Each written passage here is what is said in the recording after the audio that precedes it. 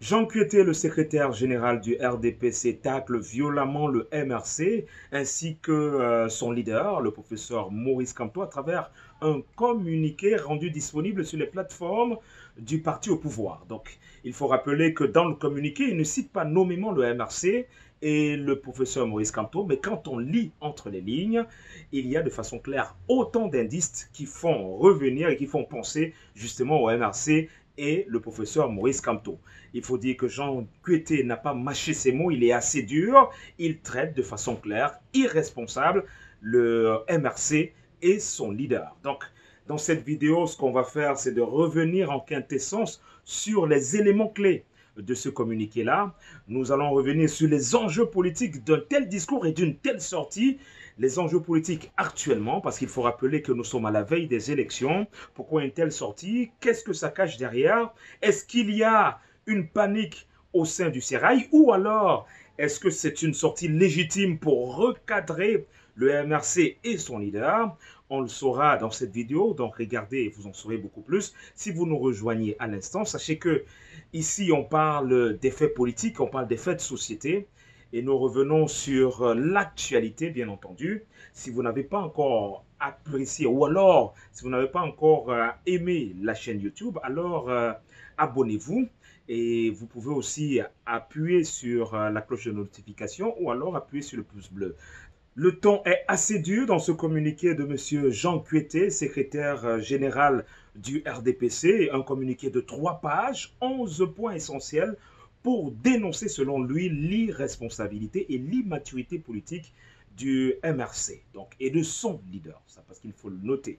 11 points qui sont essentiels où il revient de long à large sur ce qu'il observe de la vie politique au Cameroun. Un communiqué qui est justement estampillé RDPC, parce que c'est assez clair, et le communiqué dit pour la paix et la stabilité et le respect des institutions. Donc ça, c'est les premières phrases qui sont soulignées dans ce communiqué, mais ce qui est essentiel, c'est justement d'abord de contextualiser. Un communiqué qui vient dans une période où le professeur Maurice Kamto a réalisé un meeting du côté de Paris. C'était il y a quelques jours du côté de Paris et son retour sous tension à Douala qui a mis la ville en branle, paralysé une partie de la ville avec une manifestation improvisée de ses militants et sympathisants qui étaient du côté de Grand Moulin, très nombreux à venir accueillir leur président qui, lui, était plutôt embastillé du côté de Bonapriso où il ne pouvait pas se mouvoir. Et le lendemain, Maurice Kamto s'est déplacé, il est allé du côté de Yaoundé. Il est finalement rentré du côté de Yaoundé, chez lui, et là-bas, il a poursuivi justement ses activités. Sauf que le lendemain de son retour de Yaoundé, on a justement ce communiqué-là où, justement, Jean Cueté revient sur ce qu'il appelle, la vigilance. Et voilà, il dit la Renaissance et le Rassemblement démocratique du peuple camerounais, RDPC, demeure attentif et vigilant face au développement de l'actualité. Justement, cette actualité que je venais d'évoquer, l'actualité politique nationale marquée ces derniers temps par la montée en puissance des agissements de haine et des menaces de violence que nous n'avons cessé de dénoncer par le passé, émanant de certains responsables de partis politiques qui veulent absolument fragiliser notre démocratie en portant atteinte à notre vivre ensemble et en ternissant l'image du Cameroun, et en ternissant l'image de marque de notre pays. Voilà. Ça, c'est d'abord le premier point, parce que je l'ai dit, c'est 11 points qui sont essentiels. On ne va pas tout lire, les 11 points, mais on va donner des points essentiels. Voilà le premier point qui plante directement le décor. Jean Cueté, ils disent qu'ils sont attentifs à l'actualité politique. Et l'actualité politique, c'est clair que depuis au moins 2 semaines, elle est dominée par Maurice Kamto, dominée par son meeting à Paris le 31 mai et dominée par son retour sous tension du côté de Douala. C'était il y a quelques jours, le 8 juin, du côté de Grand Moulin et aussi du côté de Bonapriso. Donc, justement, ils disent qu'ils sont attentifs face à cette situation. Et au-delà de cet aspect, il faudrait noter, c'est qu'en deuxième point, parce que là, c'est très essentiel, parce qu'il faut rappeler que ce communiqué en lui-même, il ne nomme pas directement le MRC, mais voilà des points saillants et des points qui sont extrêmement importants, qui peuvent vous prouver de façon claire que là, il s'adresse au MRC, à son leader. Il dit, nous observons ainsi qu'à l'approche des élections présidentielles, quelques formations politiques, dont certains sont confrontés à leurs propres contradictions, nourrissent l'opinion publique de faux débats qui sèment la confusion dans les esprits. Elles ont l'outrecuidance d'interpeller de façon irrévérencieuse son Excellence Paul Biya, président de la République, sur son âge. Elles multiplient les appels à la préparation d'une insurrection sacrificielle et meurtrière en faisant référence à la situation d'un pays frère et ami au demeurant incompatible aux Camerounais. Dans la même veine, elle convoque les affrontements communautaires et intertribaux comme moyen de parvenir au changement politique dans notre pays et en appelle aux pressions étrangères sur le gouvernement et même à la démobilisation des militants et militantes du RDPC. Donc là, on comprend tous de façon claire parce que quand il évoque par exemple le fait que il y a une préparation d'une insurrection sacrificielle, on comprend tous de façon claire que là, il s'agit du MRC. Il s'agit du MRC parce que depuis plusieurs jours déjà, des officiels du RDPC montent sur le créneau pour dénoncer, selon eux, les propos tenus par le professeur Maurice Kamto lors du meeting à Paris, où il a fait allusion à la révolution populaire des Sénégalais, où il y a eu 50 morts. Donc justement, donc là, il a de façon claire, il ne le dit pas, mais on sait qu'il s'agit du MRC et du professeur Maurice Kamto. Mais personnellement, est-ce que le professeur Maurice Kamto a appelé réellement à l'insurrection du côté de Paris? J'ai bien envie de comprendre. Je préfère qu'on réécoute ce pan de la discussion du côté de Paris. Je préfère qu'on réécoute en quelques secondes seulement. Je le dis au peuple camerounais qui me regarde du pays. Si nous ratons en 2025, c'est la faute du peuple camerounais. Oui. Est-ce que vous avez compris? Si nous ratons le changement après lequel court le peuple camerounais depuis des décennies, ce sera la faute du peuple. Voilà, n'attendez personne. Parce que le Sénégal, pour obtenir les résultats que vous avez vus, les jeunes Sénégalais se sont battus tout au long de l'année 2023 et 2024. Il y a eu pratiquement 50 morts. Oui. Ne croyez pas que quelque part les gens se couchent et le changement et les transformations arrivent. Je ne vous ai jamais demandé autre chose que de dire, exiger dans notre pays que les gens respectent la loi. Nous demandons que les gens respectent les lois de la République. Là, justement, on a la quintessence de la sortie de professeur Maurice Kamto, de cette sortie qui est critiquée par les officiels du RDPC. Mais quand on suit justement cette vidéo, à aucun moment réellement, il parle d'insurrection. Il parle plus de la mobilisation des populations. Et la réalité, il faut le dire, un changement, c'est pour le peuple. Ce n'est pas pour un être humain. Et si le peuple se sent opprimé, c'est à lui de réclamer le changement. C'est à lui de se positionner pour le changement.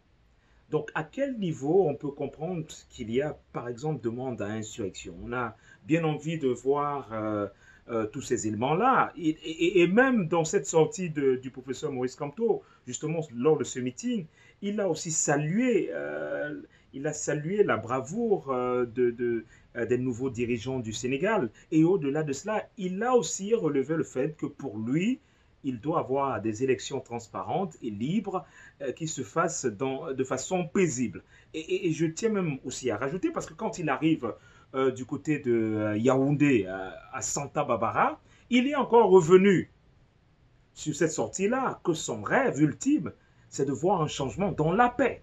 Et c'est par les urnes que ça se passe, justement. Et pour aller un peu plus loin au niveau de l'analyse, si réellement le professeur Maurice Kamto cherchait la bagarre, Je crois que par exemple du côté de Bonapriso, quand il était un peu assailli ou alors encerclé par les forces de maintien de l'ordre, il aurait donné son adresse exacte, ce qu'il n'a pas fait.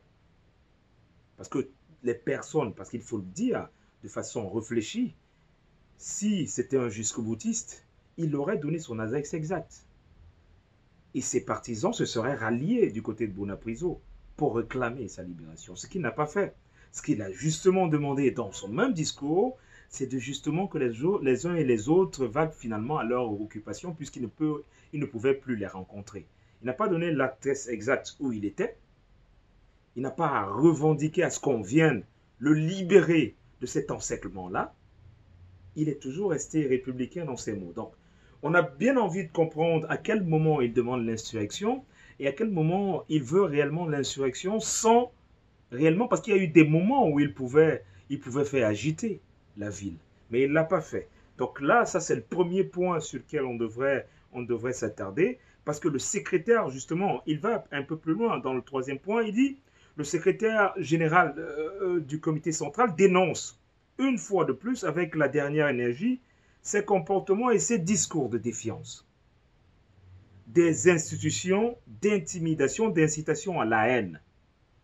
Oui, et à la violence, d'atteinte à la personne du président Paul Biya. Donc, ça, c'est en quintessence ce qu'il revient du discours de la sortie de Jean Kueté. Mais au-delà de cela, Jean Kueté a aussi félicité, parce qu'il faut le dire, il a aussi félicité certains partis politiques qu'il salue d'être des partis politiques républicains.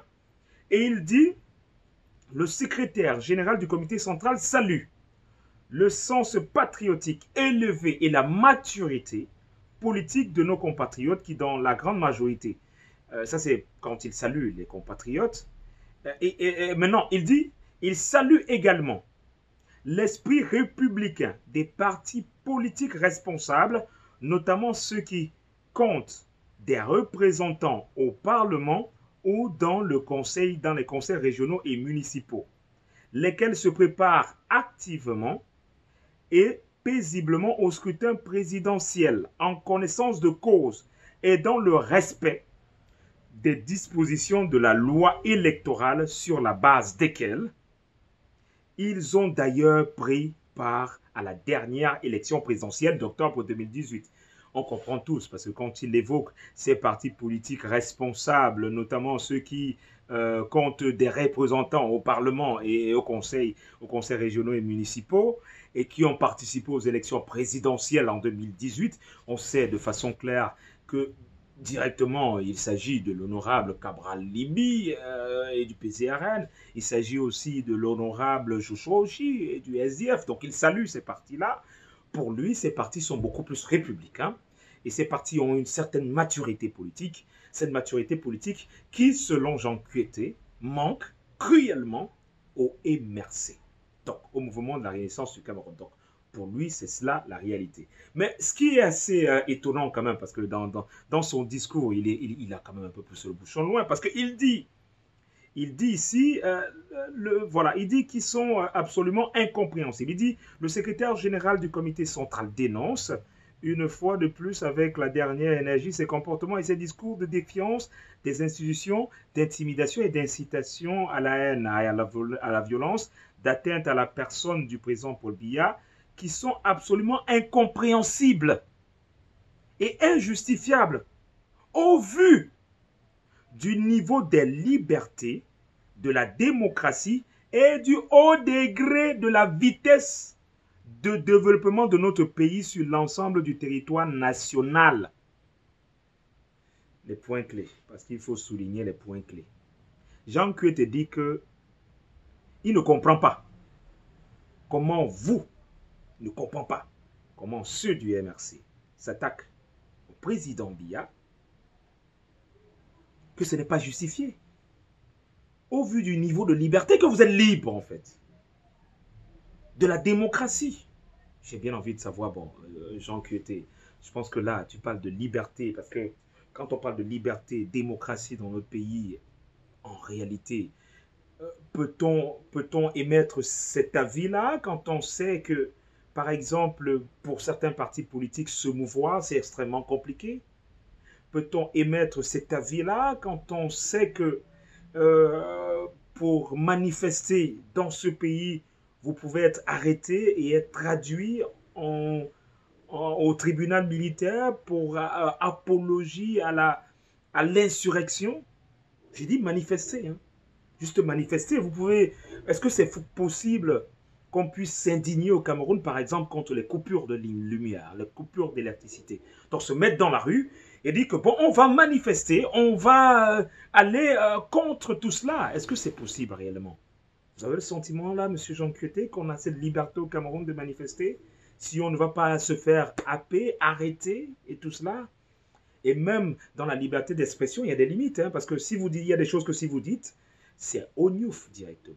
C'est ça la réalité. Et maintenant, il a parlé du haut niveau de développement.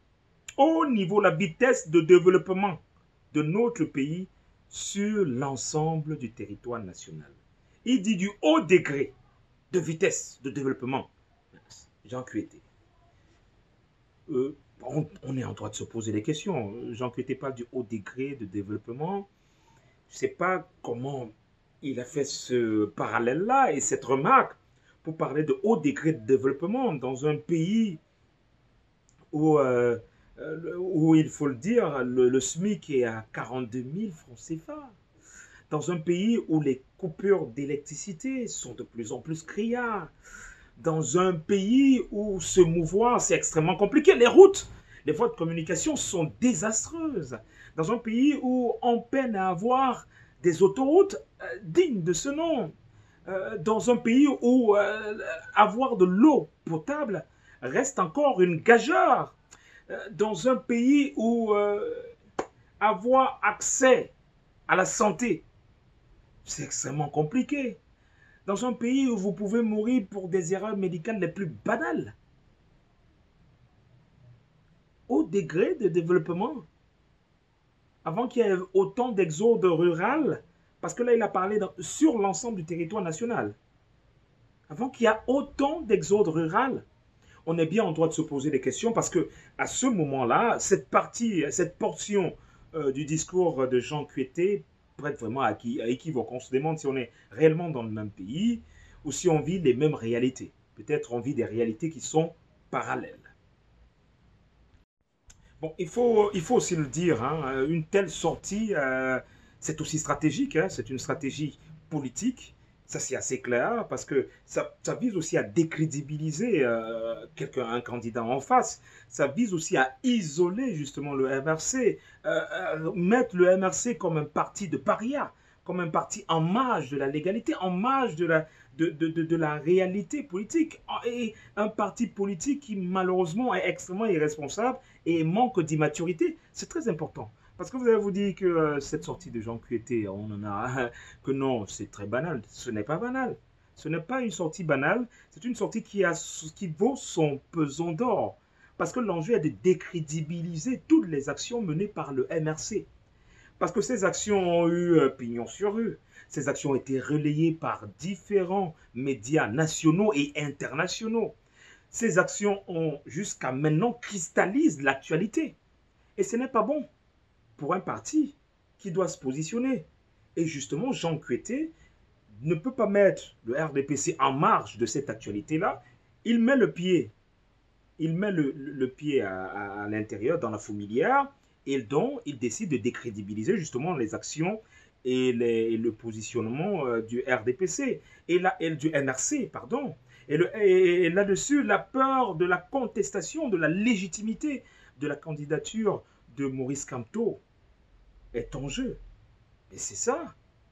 Parce que ces différentes manifestations qui ont eu lieu entre Paris et Douala ont de plus en plus légitimé un positionnement de Maurice Kamto comme le leader de l'opposition. Et en plus de ça, comme le principal challenger à Paul Biya. Et étant principal challenger à Paul Biya, ce n'est pas du tout très bon. Donc il faut casser donc justement cette dynamique-là et la réduire à la plus simple expression en la mettant en marge de ce qui est responsable. Il faut donc donner un point irresponsable au MRC et justement, décrédibiliser le MRC et son leader. C'est ça la réalité. Et ces enjeux-là sont extrêmement clairs. Donc, ce n'est pas une sortie qui est anodine. La sortie, elle était bien structurée, non seulement sur la forme du texte, où on ne cite pas nommément ceux qui sont indexés, et dans le fond, où de façon claire, on démontre que ceux qui sont indexés, en réalité, sont le problème du pays.